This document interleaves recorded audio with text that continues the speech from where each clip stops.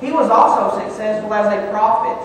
Over in 2 Chronicles 29:30 again, it refers to him as being a seer.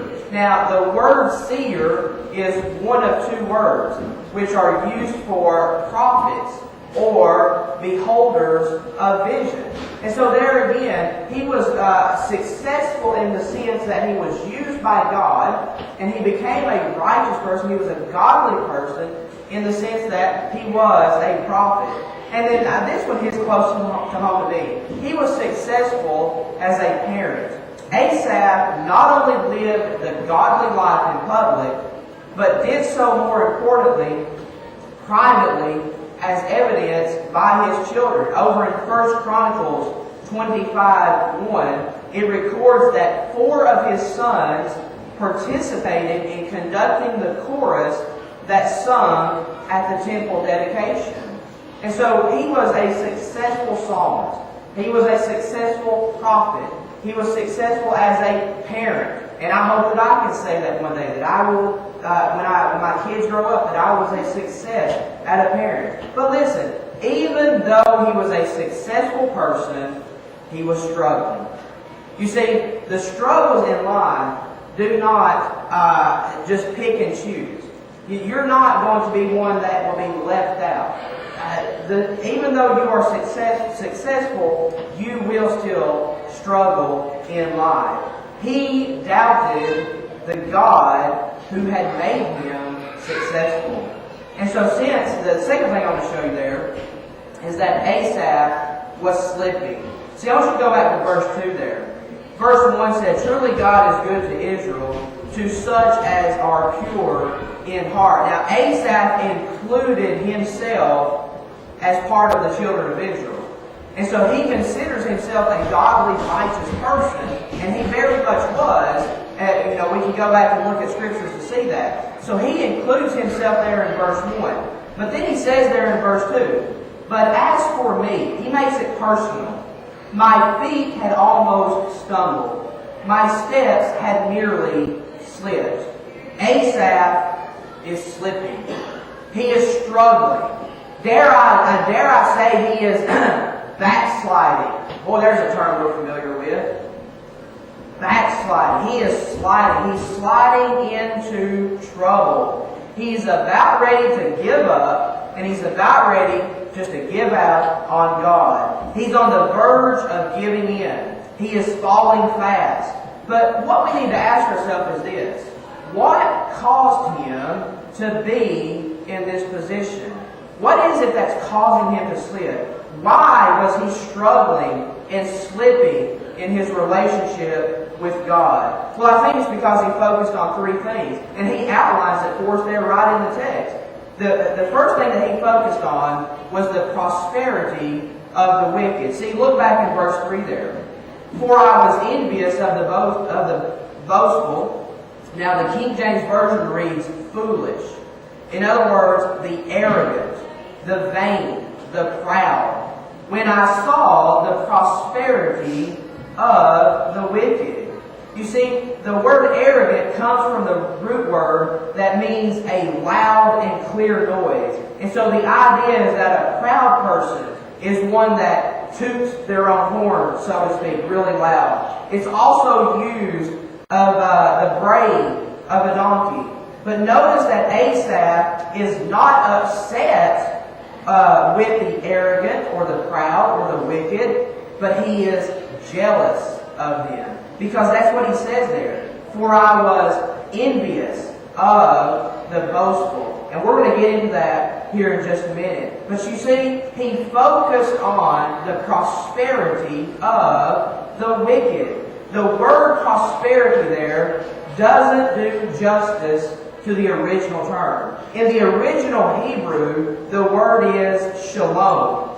And this word is loaded with meaning for people in the Old Testament times. You see, the root of shalom simply means completion or fulfillment, and was often used to describe peace, wholeness, harmony, and physical well-being.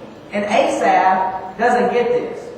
He doesn't understand. He's just totally oblivious to what is going on here. He is basically saying this: why would the wicked have everything that was only promised to God's people?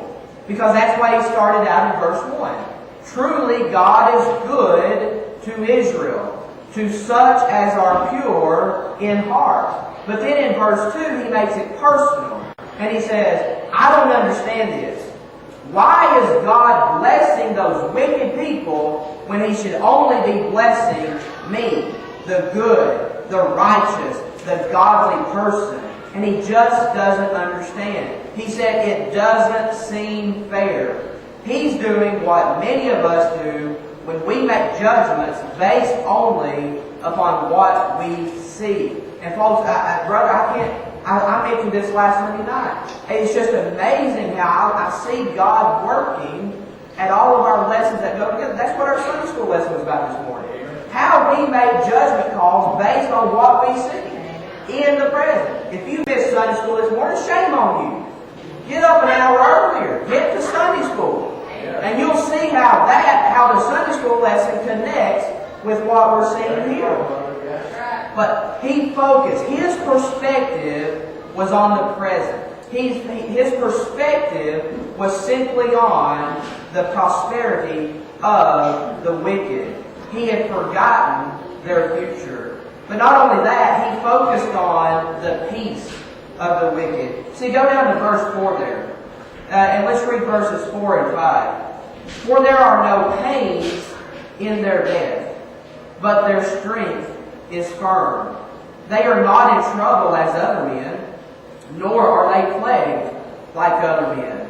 In these verses, Asaph wonders why life seems so good for those who have nothing to do with God. They live in the fast lane, but don't seem to crash and burn. Their life appears painless and easy. And folks, we can all think of somebody that we know, whether it's a coworker, whether it's a family member, whether it's somebody you go to school with, but we could all think of somebody that we have looked at them in this way. They seem to have it good. Nothing seems to go wrong for them. Everything seems to work in their favor. And they're just living the peaceful life. And that's what Asaph is talking about here in verses 4 and 5. I like how Charles Spurgeon said it.